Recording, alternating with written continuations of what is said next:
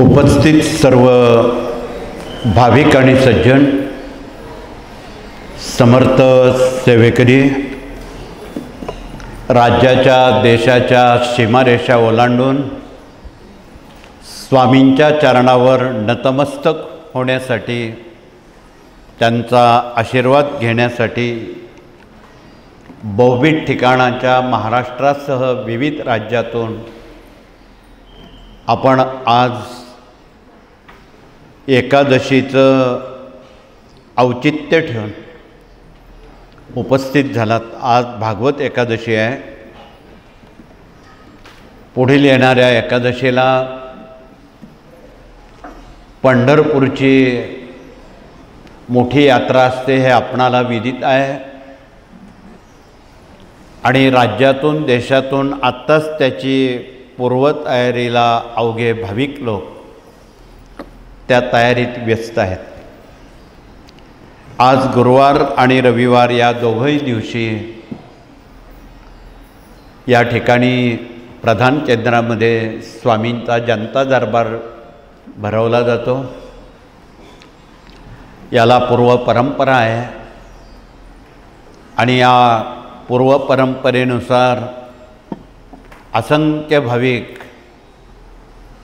आपल्या समस्येसह वैयक्तिक जीवन, कौटुंबिक जीवन,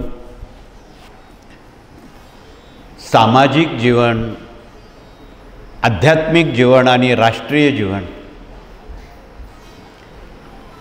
हे योग्य पद्धतीत हाताळता यावं, यामध्ये कुठलेही अडीअडचणी येऊ नयेत असा आशीर्वाद घेण्यासाठी आपण पैकी बहुसंख्येनं या ठिकाणी उपस्थित आहात।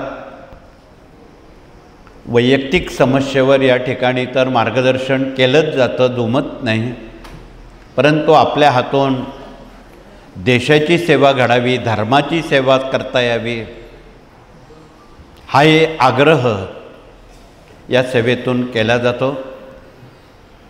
आणि आपल्या हातून देशकार्य घडावे हे पहिलं प्राधान्य या कार्यानं भारत मातेला उद्देशून केलेलं आहे। कारण प्रत्येक जय जयकारामध्ये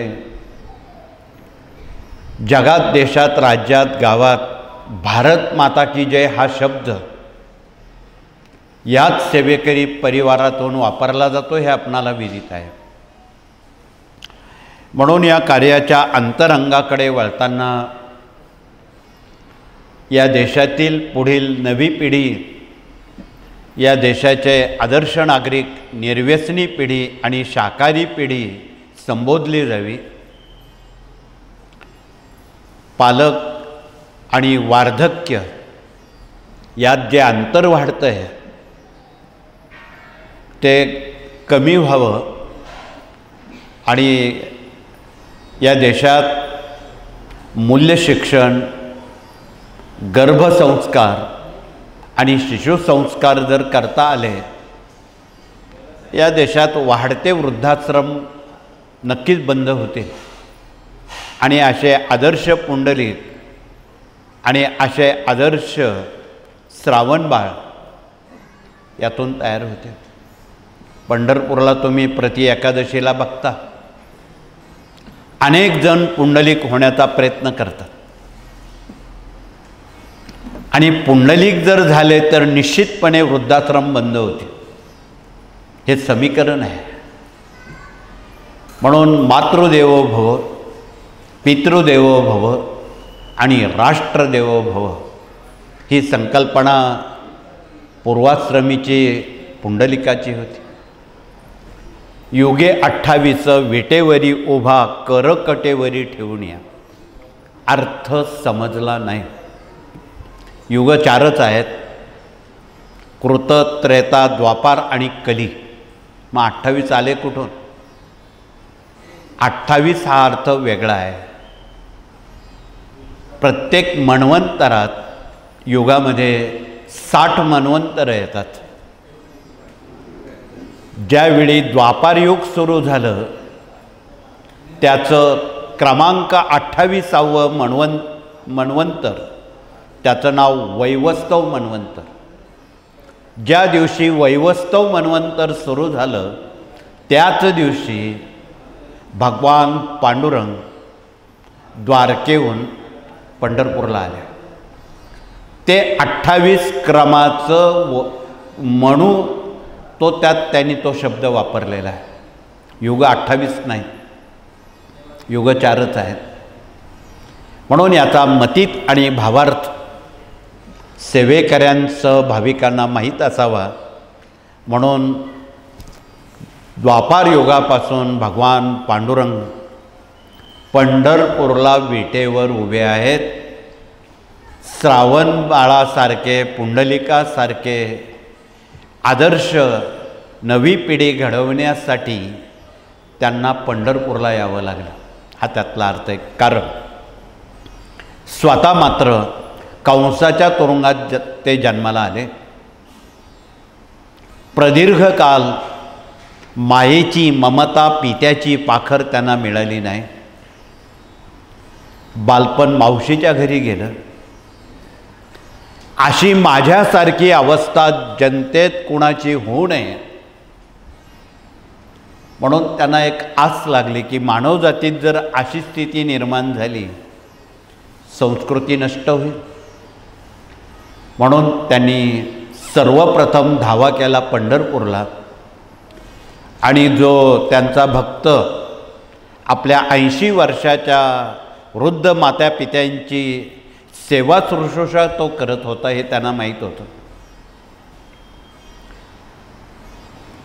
बराच वेळ झाला तो सेवा करत होता आणि तिथे रुक्मिणींसह भगवान पांडुरंग प्रकटले. तास झाला, 2 तास झाले. पुंडलिक एक अक्षरही त्यांच्याशी बोलला नाही. परंतु मातोश्रींनी त्यांना खुणावलं, असा कसा तुमचा भक्त, आपण एवढा वेळ झालो तो आपल्याशी बोलायला तयार नाही. मध्ये दोघांचा हस्तक्षेप करून पुंडलिकानं भगवंताला सांगितलं, भगवंता एक थोडा वेळ तुला अजून थांबावं लागेल. मी जे काय करतोय, मी जी माझ्या आईवडिलांची सेवा करतोय त्यापेक्षा जगात कुठलीच सेवा श्रेष्ठ नाही. म्हणून त्यांनी बोलता बोलता सांगितलं, गुरु करावे आरते, देव करावे परते. आईवडील हे पहिले गुरु आहेत आणि त्या आईवडिलांचा आदर, सेवा, शुश्रूषा करणं ही भारतीय संस्कृती आहे. तुला थोडा वेळ थांबावं लागेल, तू जरी देव असला तरी. भगवंताला खूप आनंद झाला. अक्षरशः भगवंताच्या डोळ्यातून पाणी आलं. ज्यासाठी केला होता अट्टहास तो पूर्ण करूनही घ्यावा. मी यासाठीच आलो आहे, कारण माझाच जन्म कंसाच्या तुरुंगात झालेला होता आणि अशी सेवा करणारे पुंडलिक घराघरात महाराष्ट्रात, भारतात जन्माला आले. पुढे बोलायचं काही कारण नाही, वृद्धाश्रम निर्माण होणार नाही, कॉन्व्हेंटमध्ये जे चाललं आहे त्यावर आळा घालता येईल. हे भगवंताला द्वापारात माहीत होतं. म्हणून आज प्रति एकादशीला भगवंताचं नाव घेणारे अनेक भाविक आहेत, अनेक भक्त आहेत. पण त्यांनी त्यांच्या आईवडिलांची सेवा त्याप्रमाणे केली तर भगवंताचा आशीर्वाद मिळेल, हे तितकंच खरं आहे. म्हणून त्या दृष्टीनं एकादशीचं अनन्यसाधारण महत्त्व भारतात, महाराष्ट्रात पुढील पिढ्यांनी टिकून ठेवावं. आणि त्या दिवशी नाही काही जमलं, भागवत ग्रंथ वाचावा. आमचे प्रतिनिधी या भागवत ग्रंथाचं परिचय करून देत आहेत की जन्मजन्मांतरीचे शाप, ताप, दैन्य, दुःख, उपद्रव, वैयक्तिक, कौटुंबिक जेवढ्या समस्या आहेत या साऱ्या समस्या केवळ भागवताचं स्मरण, मनन, चिंतन केलं त्याचं निवारण होतं. म्हणून इथे काही भाग्यवंत लोक आहेत ते प्रति एकादशीला भागवताचं वाचन करतात. अशा लोकांनी, अशा भगिनींनी हात वरती करावेत की जे एकादशीला भागवत वाचतात. थोडेसेच हात वरती आले, त्यांना धन्यवाद आहेत. पण अजून असे दर एकादशीला हात वरती आले पाहिजे, म्हणजे तुमच्या समस्या स्वामींकडे मांडण्याचं कामच निवारण होईल, मांडायचं कामच राहणार नाही. म्हणून आपणाला कळकळीचं निवेदन आहे, ग्रंथ समजले तर संत समजतील आणि संत समजले तर भगवंताकडे जाता येईल, अशी म्हण आहे. म्हणून त्या दृष्टीनं आपणाला या अनमोल ग्रंथांचं अनन्यसाधारण महत्त्व पुढील पिढ्यांना सांगता आलं पाहिजे, हा त्यामागचा मुख्य मुद्दा आहे. आज आपल्यामध्ये मूल्य शिक्षणाला, गर्भसंस्काराला घेऊन गुरुजन प्रतिनिधी इथे आलेले आहेत. त्यांनी आपला परिचय देऊन घराघरात पुंडलिक, घराघरात श्रावणबाळ आपल्याला तयार करता आले पाहिजे आणि हा देश, हा महाराष्ट्र वृद्धाश्रममुक्त करता आला पाहिजे. आज मोठ्या शहरांमध्ये कॉन्व्हेंटमध्ये शिकलेले पुंडलिक आईवडिलांना कुठे पाठवतात ते तुम्हाला माहीत आहे. ती वेळ इथे बसलेल्या आणि घरी असलेल्या आमच्या पालकांवर येऊ नये, हे कळकळीचं सांगणं आहे. म्हणून आपण मूल्य शिक्षणाला विशेष महत्त्व दिलेलं आहे की आपण या जून जुलै महिन्यात शिक्षक, पालक आणि विद्यार्थ्यांना एकत्र आणावं.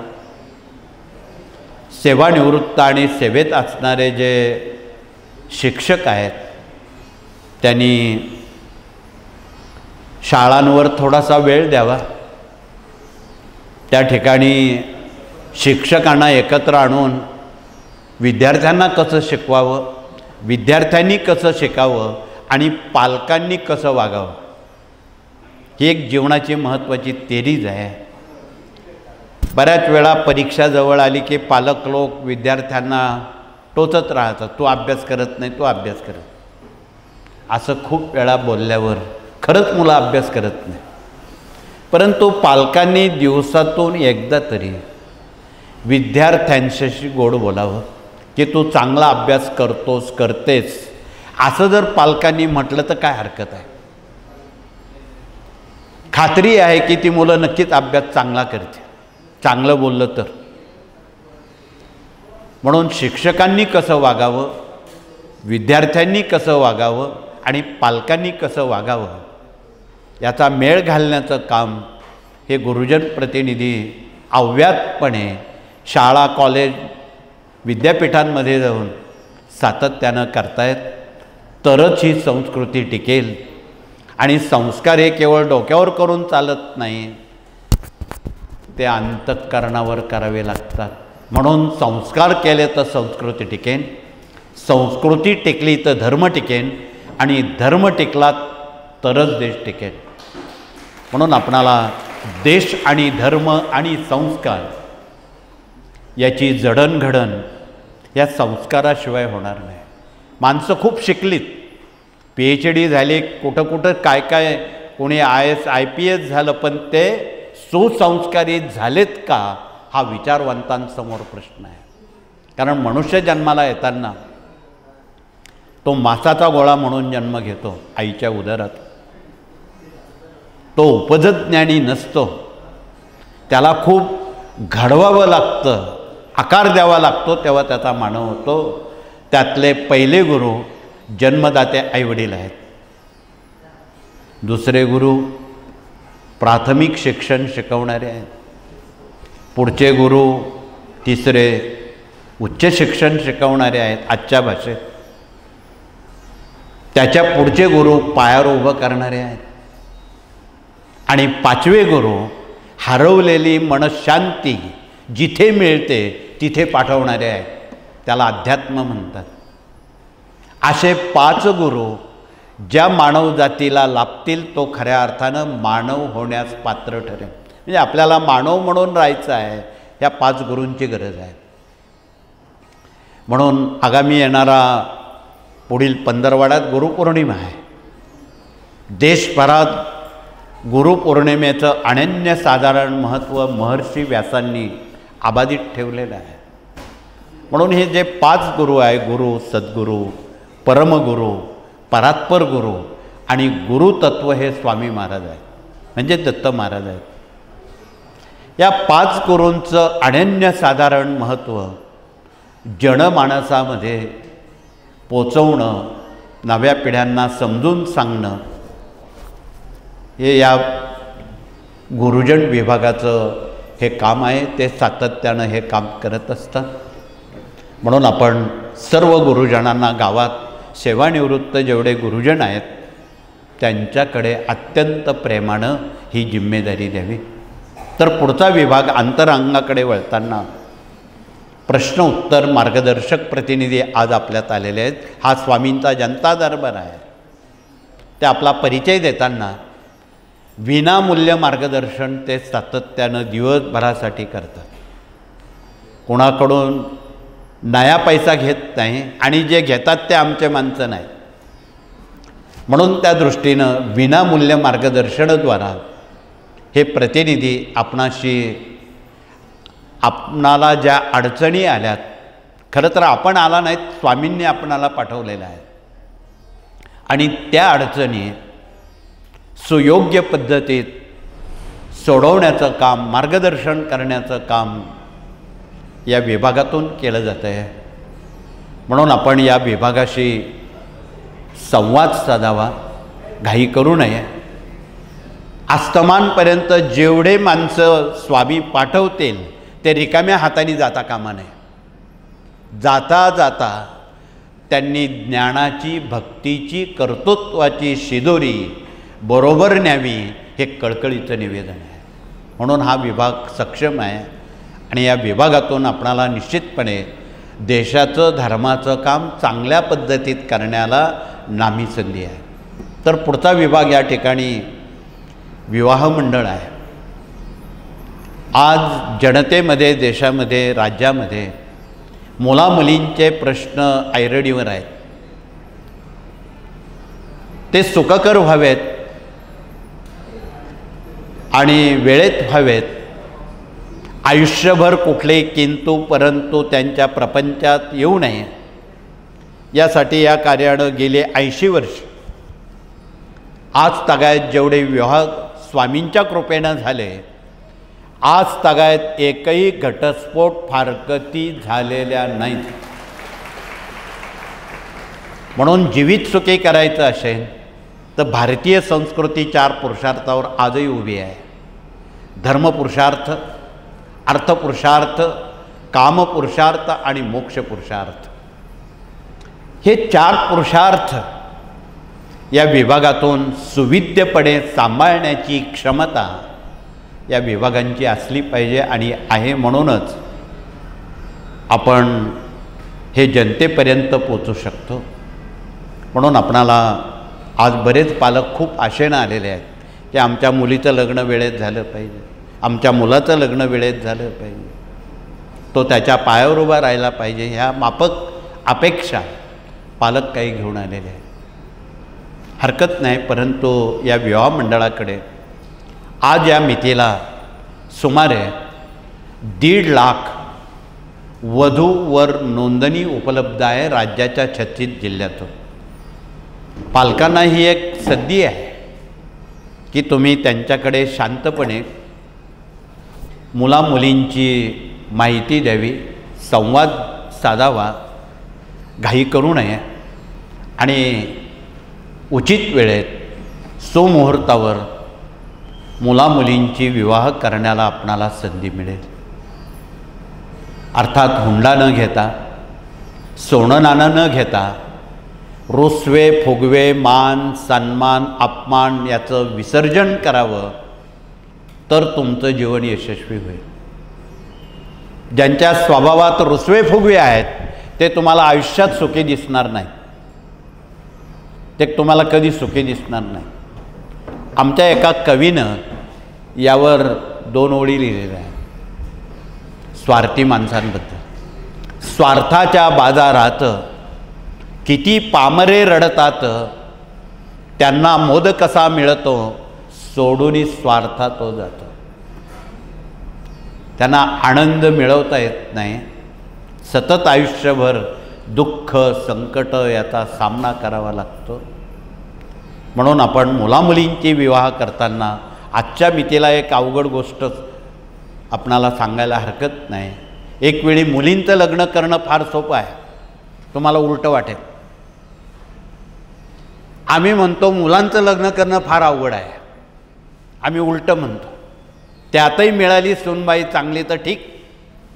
समजा खट्याळ सूनबाई मिळाली तर घराचं घरपण आणि देशाचं देशपण राहणार नाही. आज अनेक न्यायालयांमध्ये नोंदणी करून आलेले आईवडिलांना न विचारता विवाह केलेले लोक एकही तुम्हाला सुखी सापडणार नाही. नशीब 6 महिने तो विवाह टिकतो. पुढे तीच जोडपी त्याच कोर्टात वादी प्रतिवादी म्हणून उभे राहतात आणि हे प्रमाणात 54% गेलेलं आहे. ही चांगली घटना नाही. हा सुशिक्षित असणाऱ्या किंवा सुशिक्षित असणाऱ्या किंवा सुसंस्कृत असणाऱ्या माणसांसमोर यक्ष प्रश्न आहे. म्हणून हे कळकळीची एक सामाजिक उणीव, सामाजिक बाब आपणाला गावोगावी जर विवाह मंडळं उभी केली, जेवढ्या महाराष्ट्रात ग्रामपंचायत आहे त्या ठिकाणी आमचा एक सदस्य गावाला विकासाकडे न्यायचं असेल तर बिना हुंड्यानं विवाह करून दाखवा. बिना सोन्या नाण्यानं, बिना मान पान अपमानानं विवाह करून दाखवा. त्यांचे घटस्फोट होणार नाहीत. हा संदेश आपण जनतेपर्यंत कृपया सहानुभूतीपूर्वक द्यावा, हे कळकळीचं आवाहन सर्वांना आहे. म्हणून आपण केवळ अध्यात्मापुरतं मर्यादित न राहता अध्यात्माबरोबर देशाचंही काम आपणाला करता आलं पाहिजे, हा त्यामागचा सांगण्याचा हा भाग आहे. म्हणून आपण विवाह मंडळाकडे संवाद साधावा आणि गावागावात विवाह मंडळं पोक्त वयाच्या भगिनी आणि पुरुष प्रतिनिधींनी आवडीनं त्यात भाग घ्यावा, हे कळकळीचं आवाहन. पुढचा विभाग कृषी विभाग आहे. इथे कृषी प्रतिनिधी आलेले आहेत आणि कृषी प्रतिनिधींनी आता महाराष्ट्रातसुद्धा काही ठिकाणी पाऊस आहे, काही ठिकाणी इतका पाऊस झाला तर पेरण्या होऊ शकत नाही, अशी द्विधा अवस्था आहे.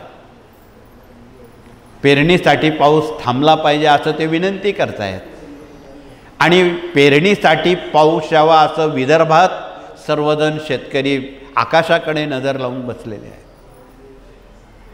अशी ही विपरीत परिस्थिती देशात राज्यांमध्ये शेतकरी बळीराजापर्यंत पोचलेली आहे आणि त्यावर मात करण्यासाठी पाऊस तिथे पडावा म्हणून बळीराजानं पर्जन्य सूक्ताचं जर वाचन केलं तर अजून वेळ गेलेली नाही. आज आर्द्रा नक्षत्र लागलंय, मृग काल संपलेला आहे, अजून वेळ गेलेली नाही. पण बळीराजानं जर पर्जन्य सूक्त वाचलं तर पर्जन्य देवतेची कृपा होते.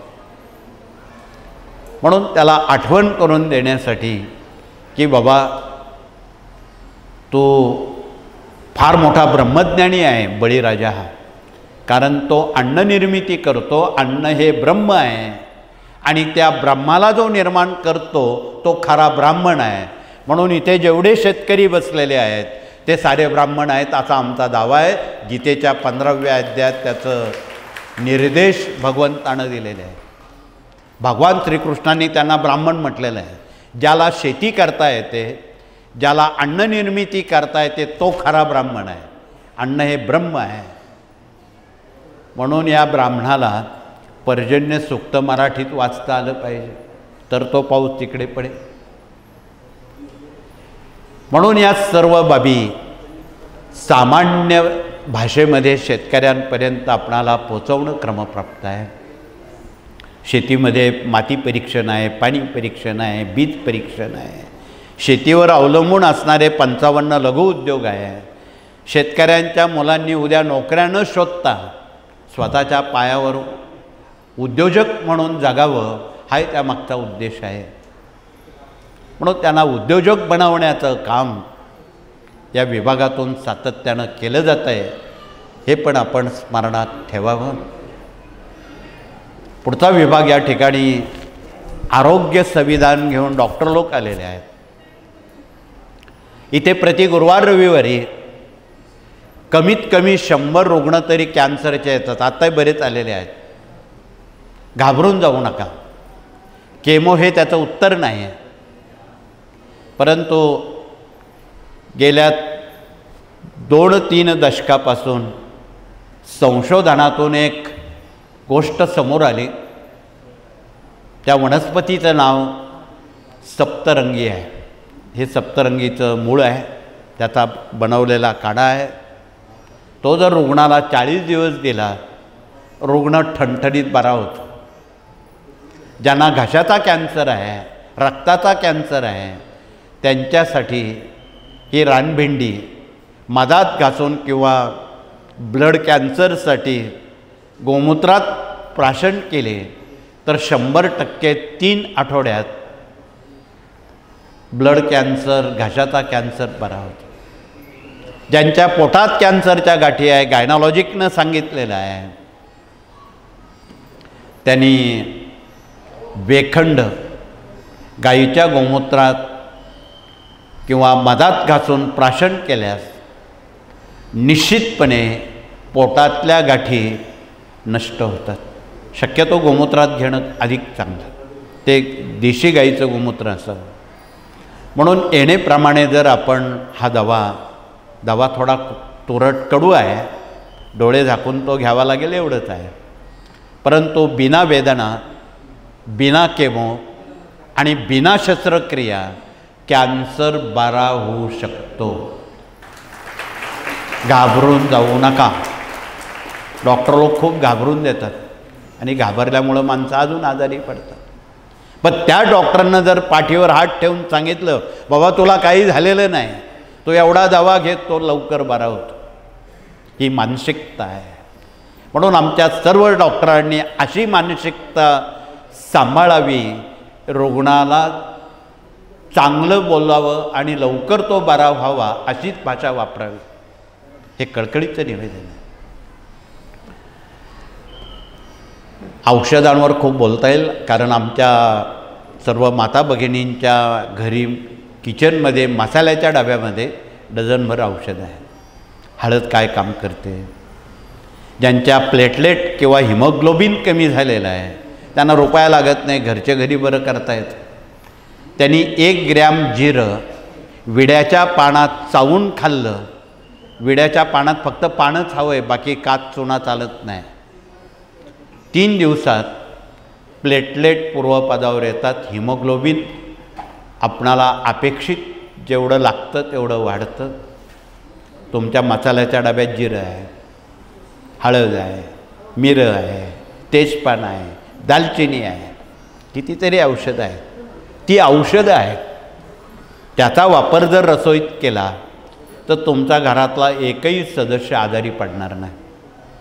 म्हणून ही जाण आमच्या भगिनींना असावी, हे कळकळीचं निवेदन घरगुती आयुर्वेदानं दिलेलं आहे. तर पुढचा विभाग या ठिकाणी वास्तुतज्ञ प्रतिनिधी इथे आलेले आहेत, त्यांनी परिचय द्यावा. आपली वास्तूमध्ये आपल्याला सुख लाभावं, समाधान लाभावं, आरोग्य लाभावं, ही माफक अपेक्षा आहे. बऱ्याच वेळा घरामध्ये फुटलेले भांडे, तुटलेल्या चपला, फाटलेले कपडे, बंद पडलेले घड्याळं, ईशान्य दिशेला टॉयलेट, ईशान्य दिशेला जिना, धोक्याची घंटा आहे. बऱ्याच किचनला काळ्या रंगाचा दगड भगिनींच्या आहे. इथे बसलेल्या भगिनींपैकी ज्या भगिनींच्या घराला काळा दगड लावलेला आहे, कडप्पा म्हणून, त्याने हात वर करावा, म्हणजे मला उपाय सांगता येईल. बरेच हात वरती आले, 50-60%. आपणाला कळकळीचं निवेदन आहे, जरी घराला काळा दगड असेल, घाबरून जाऊ नका. पहिलं भीती मनातली काढून टाका. स्वामींनी सांगितलं, भिवू नकोस, मी तुझ्या पाठीशी आहे. घरी गेल्यावर एक पांढरा ऑइल पेंट किंवा पिवळा ऑइल पेंट पैकी जो तुम्हाला आवडेल त्यापैकी हे दोघं ऑइलपेंटपैकी कोणता तरी रंग त्या काळ्या दगडाला मारून द्या. तो दगड काळा दिसणार नाही, पिवळा किंवा पांढरा दिसेल असं करा. त्या मिनिटाला तुमची 7:30 संपली. इतकं सोपं आहे. उभे असणारे प्रतिनिधी आपणाशी सांगतील आणि ज्यांच्या घरात काळा दगड लावलेला आहे सतत त्याचं लक्षण आहे दवाखाना चालू, मान पाठ कमरेच्या हाडांचे विकार चालू, डोक्यावर कर्ज वाढतच आहे, न बरे होणारे आजार सुरू होत आहेत, हे त्याची लक्षणं आहे. म्हणून विषाची परीक्षा बघू नये. घरी गेल्यावर तुम्ही त्याला रंग बदला, विषय संपला. इतक्या साध्या सोप्या पद्धतीत हे वास्तुशास्त्र अवघड सोप्या भाषेत करण्याचा आमचा प्रयत्न आहे. म्हणून इथे आमचे प्रतिनिधी त्यावर अनुकूल असे उपाय घरचे घरी आपणाला कसे करता येतील, अल्पदरात स्वस्तात कसे करता येतील, हा सर्वसाधारण गरीब सामान्य लोकांची बाजू घेऊन हे वास्तुशास्त्र आपणापर्यंत मांडण्याचा सातत्यानं प्रयत्न केला. गेले 40 वर्ष झालेली आहे. म्हणून आपण याचा कुठेतरी आपण अभ्यास करावा आणि त्याप्रमाणे आपण घरांची रचना करावी, हे कळकळीचं आवाहन. पुढचा विभाग या ठिकाणी कायदेशीर सल्लागार म्हणून वकील आणि न्यायमूर्ती आलेले आहेत. हा स्वामींचा दरबार आहे. बऱ्याच भाविकांना असं वाटतं आपल्या गावी केंद्र व्हावं म्हणजे आपल्या गावातल्या समस्या निवारण होतील. ही गोष्ट खरी आहे. या कार्याचं हे उद्दिष्ट आहे. गाव तेथे केंद्र आणि घर तेथे सेवेकरी तयार झाले पाहिजे, म्हणजे या साऱ्या समस्या हिंदुस्थानात राहणार नाहीत, त्याचं निवारण होईल. म्हणून हिंदुस्थानच्या गावागावांमध्ये ही स्वामी केंद्र 2 पायाची तयार व्हावीत. विटा मातीची आम्हाला नको आहे. आणि त्यातून त्यांचा उद्धार व्हावा, त्यांना सुख समाधान सौख्य कर्तृत्व संस्कार नव्या पिढ्यांवर करता यावेत, अशी 2 पायाची केंद्र घराघरात आपण तयार करावे. तिथे मान अपमान पद हा भाग गौण आहे, त्याला तुम्ही थारा देऊ नका. इथे आज बरेच काही केंद्रांचे प्रतिनिधी आलेले आहेत. आम्हाला केंद्र प्रमुख बनवा, आम्हाला तालुका जिल्हा प्रमुख बनवा. त्याहीपेक्षा ही 2 पायाची चालती बोलती केंद्र ग्राम अभियानातून जर तुम्ही घडवली तर सर्वात जास्त आशीर्वाद स्वामी तुम्हाला देणार आहे. म्हणून आपण मान पान अपमान सन्मान यापासून फार दूर राहा. तुम्हाला सुख हवं असेल त्या गोष्टींचं पालन करा. हे कळकळीचं निवेदन आहे. मानापानामुळं दुःख संकट ओघाओघानं भोगावी लागतात. म्हणून आपणाला कळकळीचं निवेदन आहे. आणि ज्यांना कायद्याच्या चाकोरीत ही कार्य स्वामींचं पुढे न्यायचं आहे, खेड्यापाड्यात पोचवायचं आहे, शहरात पोचवायचं आहे, त्यांनी कायद्याच्या चाकोरीत पोचवावं. म्हणून कायदेशीर सल्लागार त्याविषयी आपलं मनोगत मार्गदर्शन दिवसभरासाठी ते करणार आहेत. हे कळकळीचं आव्हान. पुढचा विभाग इथे प्रशासकीय कामकाजारी प्रशिक्षण प्रतिनिधी आलेले आहेत. त्यांच्या सवेत स्वयंरोजगार प्रतिनिधी, पर्यावरणपूरक प्रतिनिधी, गोवंश प्रतिनिधी, माहिती तंत्रज्ञान प्रतिनिधी, युवा प्रबोधन प्रतिनिधी, देश विदेश अभियान प्रतिनिधी, दुर्ग अभियान प्रतिनिधींसह हे सारी कामं गावांपर्यंत आपणाला घरांपर्यंत पोचवायची आहेत. थोडक्यात जी तरुण मुलं आहेत त्यांना दुर्ग अभियानाकडे वळवा. नुसतंच पर्यटन करू नका. पर्यटन करणं म्हणजे त्या स्थळाचा विध्वंस करणं, प्लॅस्टिक टाकणं, कचरा टाकणं, घाण करणं, हल्ली याला पर्यटन म्हणतात. तसलं करू नका. छत्रपती शिवाजीराजांनी जेवढे गड कोट किल्ले फार युक्तीनं उभे केले संस्कृती टिकण्यासाठी, तिथे साफसफाई करा, श्रमदान करा. तिथे केर कचरा असेल प्लॅस्टिक असेल ते नष्ट करा. हा छत्रपतींचा संदेश आपणाला देशभर आणि जगामध्ये पोचवायचं आहे. छत्रपतींचं नाव रोज प्रत्येकाच्या मुखात का असावं? खरं तर छत्रपतींसारखे भाग्यवंत महापुरुष जगात होणार नाही, जगात होणार नाही. त्यांच्या राज्याभिषेकाला आणि त्यांचे गुरु संतश्रेष्ठ तुकाराम महाराज असतील, रामदास स्वामी असतील, दुमत नाही. परंतु याहीपेक्षा अजून एक मोठे गुरु छत्रपतींना भेटले. 1674 साली महाराज्य अभिषेकाच्या वेळी गाणगापूरहून नरसिंह सरस्वती स्वामी महाराज रायगडावर आले. त्या रायगडावर पहिला आशीर्वाद मातोश्री जिजाऊंना दिला. त्यांनी लाखो लोकांमध्ये मातोश्रींचं खूप गुणगौरव केले. ही राजमाता, ही लोकमाता या देशात जर जन्माला आली नसती काय झालं असतं हे ज्योतिषांनी सांगू नये, तुम्हाला माहीत आहे. त्या मातेचं गुणगौरव केला आणि नंतर सिंहासनावर छत्रपतींना बसवताना त्यांना मोठा आशीर्वाद दिला. एवढा मोठा आशीर्वाद जगात अजून कोणालाही मिळालेला नाही, देवांनासुद्धा मिळालेला नाही. मग महाराजांनी त्यांच्याजवळ जाऊन पाठीवर हात ठेवून आशीर्वाद देताना सांगितलं, शिवबा, अनेक वर्ष जातील, युग जातील, शतकं जातील, पण तुझं नाव जगात रोज निघेल. तुझं नाव घेणारी माणसं तयार होतील, तुझे विचार पुढे रुजवतील, असा तुला आशीर्वाद देतो. म्हणून आज जगामध्ये, देशामध्ये छत्रपतींचं नाव प्रत्येकाच्या मुखात का येतं त्याचं हे कारण आहे. एवढा मोठा आशीर्वाद छत्रपतींना स्वामींनी दिलेला आहे. म्हणून याचा जीवनादर्श शिक्षण क्रमात, शिक्षण खात्याला खूप विसर पडत असतो. पूर्वी फक्त 4थी 5वीच्या पुस्तकांमध्ये छत्रपतींनी तो अफजल खान मारला तेवढंच, फक्त लढाई झाली तेवढंच. तसं नाही.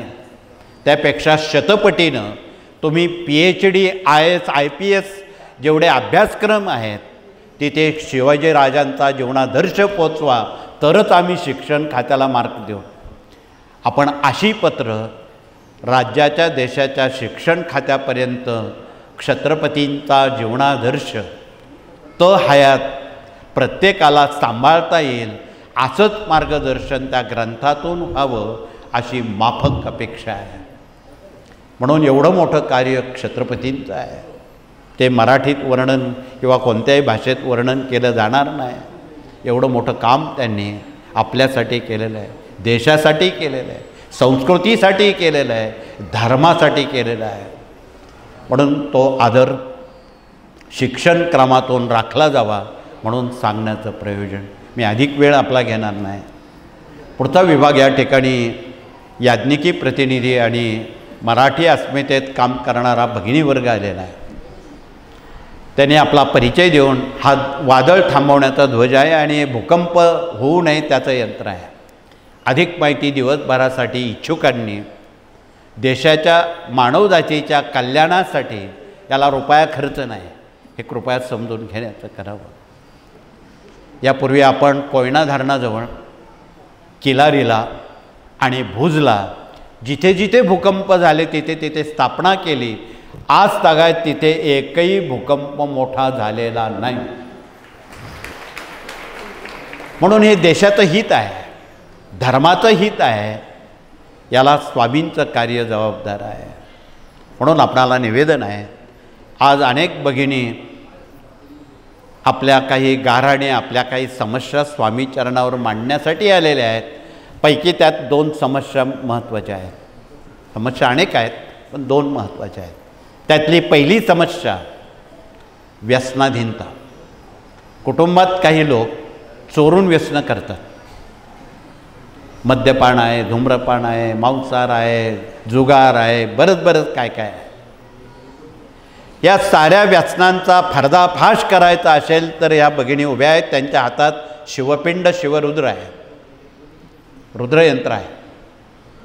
या रुद्रयंत्रावर पाण्याचा जर अभिषेक आपण महिम्न म्हणून केला आणि ते तीर्थ संबंधितांना दिलं, जे तापट आहेत, विकलांग आहे, मनोरुग्ण आहे, धूम्रपी मद्यपी आहे, मांसाहारी आहे, असल्या लोकांना महिनाभर जर ते तीर्थ रोज दिलं अभिषेक करून, महिन्याभरात सुंटे वाचून खोकला जाईल आणि तुमचे सारे सदस्य घर बसल्या शाकाहारी आणि निर्व्यसनी होतील. देवाकडे मागून मागून काय मागणार आहात तुम्ही? हे मागावं. अन्य काही मागण्या देवाला कळतं काय आपणाला लागतं ते, तो भाग गौण आहे. परंतु आमच्या इथे बसलेल्या आणि घरी असलेल्या भगिनींनी एक 15-20 मिनिट ही उपासना जर कुटुंबियांसाठी केली तर तुमचं कुटुंब एक दोरीत येईल.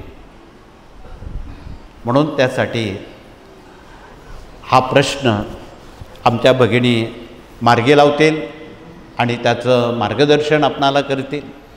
दुसरा प्रश्न एक भगिनींनी आणलेला आहे, कुटुंबियांनी आणलेला आहे, डोक्यावर वाढणारं कर्ज. उत्तर आहे श्रीयंत्र. आपण आगामी पुढच्या आठवड्यात 27 जून ते 4 जुलै जाणार आहोत मथुरेला. भगवान श्रीकृष्णांच्या पदस्पर्शानं पावन झालेल्या भूमीत त्या ठिकाणी भागवत पारायण सोहळा आयोजित केलेला आहे आणि शेवटच्या दिवशी यंत्रराज पूजन आणि सत्यनारायण पूजा ठेवलेली आहे. ज्यांना 7 दिवस शक्य नाही त्यांनी शेवटच्या दिवशी सत्यनारायण ही महालक्ष्मीचं कृपा आशीर्वाद आहे. म्हणून आमच्या सर्व देशातल्या जगातल्या भगिनी श्रीयंत्राचं पूजन रोज करतात. हे श्रीयंत्र आहे, त्यावर कमळगड्ड्याची माळ अर्पण केलेली आहे. लक्ष्मीचं वाहन कमळ आहे. एवढी कमळं आपल्याजवळ नाहीत, म्हणून कमळाच्या फुलातून प्राप्त झालेलं बी त्याची केलेली माळ त्याला कमळगड्डा म्हणतात. कमळ म्हणून ती माळ अर्पण करावी. आज एकादशी विष्णूंना आवडणारी ही तुळशीची माळ आहे. या तुळशीच्या माळेवर भगवान विष्णूंची सेवा करावी. आपल्या नित्यसेवेत विष्णू गायत्री, लक्ष्मी गायत्री, कुबेर मंत्र आहे, श्रीसूक्त आहे, व्यंकटेश आहे. आणि आमच्या साऱ्या जगातल्या देशातल्या भगिनी प्रति पौर्णिमेला एक वाटीभर शिऱ्याचा प्रसाद बनवतात. ही मराठी 5 अध्यायाची पोथी घेतात. एका पाटावर 3 सुपाऱ्या मांडतात. मूठभर गहू, मूठभर तांदूळच लागतात, त्यापेक्षा जास्त लागत नाही. आणि सरळ स्वतः सत्यनारायण करतात. स्वतः, त्यांना पुरोहित लागत नाही, त्यात स्वतः पुरोहित आहेत. तथापि ज्या भगिनी स्वतः सत्यनारायण करतात इथे बसलेल्या, त्यांनी हात वरती करावा. धन्यवाद. 50% अधिक हात वरती आहेत. पण ज्यांचे हात वरती नाहीत त्यांना कोण सांगेन? तुम्हालाच सांगावं लागणार आहे. म्हणून हात वरती नसलेल्या भगिनींना निवेदन आहे, ज्यांचे हात वरती आहेत तुम्ही त्यांच्याकडे समजावून घ्या सहानुभूतीपूर्वक. तुमची परिस्थिती समृद्ध अवस्थेला पोचेल यात दुमत नाही. डोक्यावरचं कर्ज खांद्यावर येईल. हळूहळू कर्जमुक्त, ऋणमुक्त, चिंतामुक्त जीवन जगायला संधी मिळेल.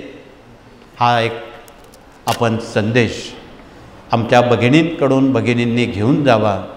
अधिक माहिती देणं उचित नाही. आपण गेले काही तास कोणी कालपासून इथे आलेले आहेत. मनाजीराव आपल्याजवळ 1-1.5 तासापेक्षा जवळ थांबत नाहीत. आतासुद्धा काही भगिनींना बाहेर काही तीर्थक्षेत्रांवर जायचं आहे. आपसात मनाजीराव आपल्याला काहीतरी सुचवत आहेत. बॉडी लँग्वेजवरून आम्हाला कळतं. आणि मनाजीराव सांगतात घरी गेलंच पाहिजे, गाडी पकडलीच पाहिजे, स्वयंपाक केलाच पाहिजे, पोटात कावळे ओरडत आहेत इत्यादी. त्याला मानसशास्त्र म्हणतात. साधं सर्कस किंवा चित्रपटाला जुने लोक 3 तास जाऊन बसायला सुद्धा मध्ये इंटरव्हल व्हायचा. मध्ये इंटरव्हल झाला की काही शोकी माणसं चहा प्यायला निघून जायचे, तलप यायचे. मंदिरात आपण देवाला काळी अगरबत्ती लावतो, माणसं एवढे वाजतात ते पांढऱ्या अगरबत्त्या प्यायला जायचे.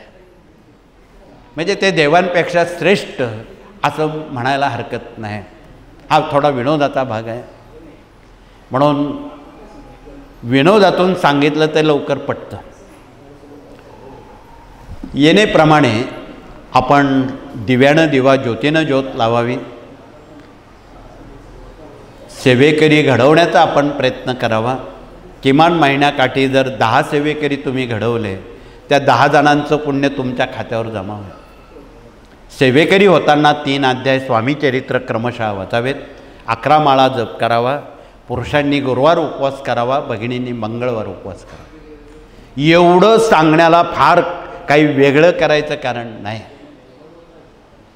इथे जे सेवेकरी म्हणून बसलेले प्रतिनिधी आहेत त्यांनी हात वरती करावेत, की जे रोज 3 अध्याय 11 माळा जप करतात त्यांनी हात वरती करावेत. धन्यवाद.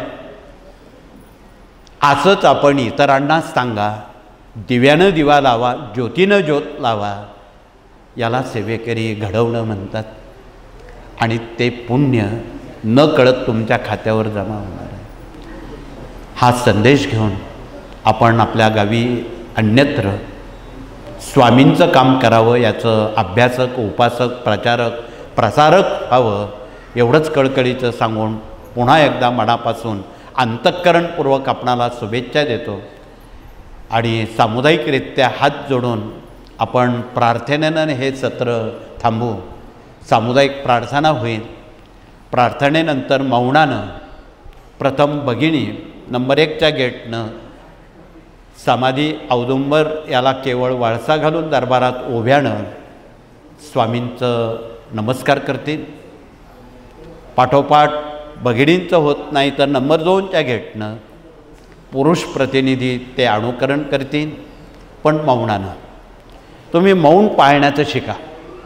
रोज निदान अर्धा पाऊण तास 1 तास जर तुम्ही मौन पाळलं तर तुमचे सारे आजार बरे होते. मौनम सर्वार्थ साधनम, म्हणून मौन पाळायला शिका. खूप मौन पाळणारे लोक हिमालयात येते, जनतेच्या काही उपयोगाचे नाही, पण निदान आपण 1-2 तास दिवसातून मौन पाळण्याचं शिका. तर जनतेची कामं होती, तर ते निरोगी होते. म्हणून काल योग दिन होता. मुक्तादेवींनी, ज्ञानेश्वर भावंडांनी ध्यानयोग भोळ्या बाबड्या लोकांपर्यंत 700 वर्षापूर्वीच पोचवलेला होता. तो सामान्यांना करता यावा म्हणून याचे जनक मुक्तादेवी आहेत. त्याला ध्यानयोग म्हणतात. आणि त्या ध्यानयोगामध्ये संपूर्ण रामायण, महाभारत, भागवत, गीता, ज्ञानेश्वरी याचा अर्क 4च ओळीत काढलेला आहे. देवाची ये द्वारी उभा क्षणभरी, तेने मुक्तिचारी साधी येल्या. अर्थ समजला नाही. हरिमुखे म्हणा, हरिमुखे म्हणा, पुण्याची गणना कोण करी. आसोनी संसारी जिव्हा वेग करी, वेदशास्त्र निवारी बाह्य सदा. ज्ञानदेव म्हणे व्यासाची या खुणा, द्वारकेचा राणा पांडवा घरी. अर्थ समजला नाही. देवाचं द्वार कोणतं? जिथे आपण कपाळाला, पुरुष आणि भगिनी कपाळाला कुंकू लावतात त्याला हरिद्वार म्हणतात. हिमालयातलं नव्हे. आपलं जे मुख आहे ते हरिनाम घेण्यासाठी आहे. हरिमुखे म्हणा, हरिनाम घ्या. हे मुख शिव्या देण्यासाठी नाही, व्यसन करण्यासाठी नाही, हरिनाम घेण्यासाठी आहे. आसोनी संसारी जेव्हा वेग करी, नेटका प्रपंच करा. हिमालयात जाऊ नका, भगवे कपडे घालू नका, जटा दाड्या वाढवू नका, असं त्यांनी सूचित केलेलं होतं आणि आहे. नेटका प्रपंच करा, पण जिभेवर नियंत्रण ठेवा. एक दिवस गोस्वामी तुळशीदासजी, कबीरजी, रैमनजी यांचा संवाद चालू होता आणि तेवढ्यात दात आणि जीभ यांचं खूप भांडण झालं. भांडण विकोपाला गेलं. तेवढ्यात ते 32 दात त्या जिभेला धमकावत होते. हम है 32, तू है अकेली माय. हम एक बार चबा जाए तो फिर याद कहाँ जाए. 0 मिनिटात त्या जिभेनं त्या दातांना खडसावलं. तुम है 32, मैं हूँ अकेली माय. मैं एक बार टेढ़ी जाए तो 32 गिर जाए. अर्थ सांगण्याची गरज नाही, तुम्ही सुज्ञ आहात. आपण जर लोकांना विनाकारण शिव्या गाळ्या दिल्या लोक आपली बत्तीशी गिरवतील की? म्हणून त्या जिभेला सतत नियंत्रणात ठेवा. आणि मग शेवटच्या ओळीत ज्ञानदेव म्हणे व्यासाची या खुणा, द्वारकेचा राणा पांडवा घरी. काही लोक असा अर्थ लावतात ते 5 पांडव होते आणि उठसूट भगवान श्रीकृष्ण त्यांच्या घरी जाऊन बसायचे. ते पांडव ते कृष्ण नाहीत. आपल्या अंतःकरणात जे मुख्य पंचप्राण आहेत त्यांना त्यांनी पांडव म्हटलेलं आहे. आणि त्या पांडवांजवळ श्वासरूपी द्वारकाधीश उभा आहे, परमात्मा उभा आहे आणि तो प्रत्येकाच्या अंतःकरणात आहे. त्याला फक्त क्षणभर हरिद्वारवर आणणं याला ध्यानयोग म्हटलेलं आहे. खूप तपशिलात बोलण्याची गरज नाही, तुम्ही सर्वजण सुज्ञ आहात.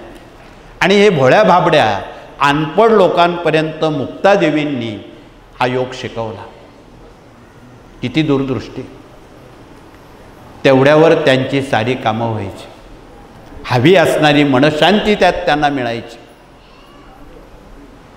यावर खूप तपशिलात बोलणार नाहीत, वेळेला विराम करून पुनश्च आपणा सर्वांना शुभेच्छा धन्यवाद देऊन हात जोडून आपण प्रार्थना करू. मौन जास्तीत जास्त पाळण्याचा आपण प्रयत्न करू. आणि आपण आता प्रार्थना म्हणू. आणि प्रथम भगिनी नंतर पुरुष प्रतिनिधी मौनानं दर्शन घेतील. आणि पुढील मार्गदर्शन आमचे प्रतिनिधी दिवसभरासाठी, आज रविवार आहे, खंडोबाचा दिवस आहे.